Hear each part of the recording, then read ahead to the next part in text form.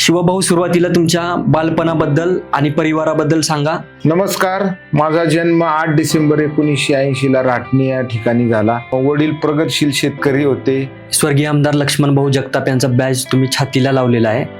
यामागचं कारण काय आणि भाऊंची एंट्री तुमच्या आयुष्यात कशी झाली? भाऊंची एंट्री माझ्या आयुष्यात 1997 साली झालेली. आपण आंतरराष्ट्रीय मॅरेथॉन रनर आहात.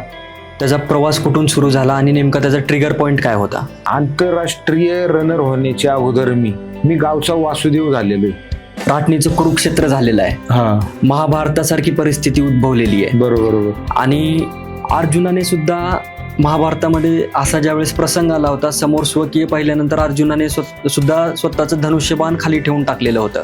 तुमच्यावर अशी परिस्थिती येईल का? भाऊंचे विचार हेच मला श्रीकृष्णाचे विचार आहेत. याच वेळेस तुम्हाला का वाटलं की आता आपण थांबायला पाहिजे?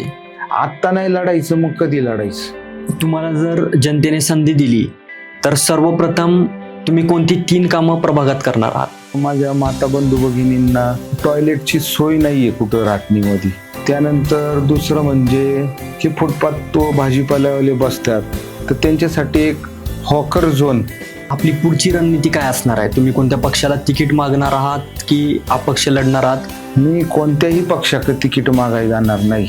कदाचित तुम्ही 200-300 वेळेस पूर्ण प्रभाग फिरून पालथा घातला असेल, तर त्यावेळेस तुम्हाला जाणवणाऱ्या सर्वात मोठ्या समस्या कोणत्या? तो एक रोड आहे शास्त्रीनगरचा.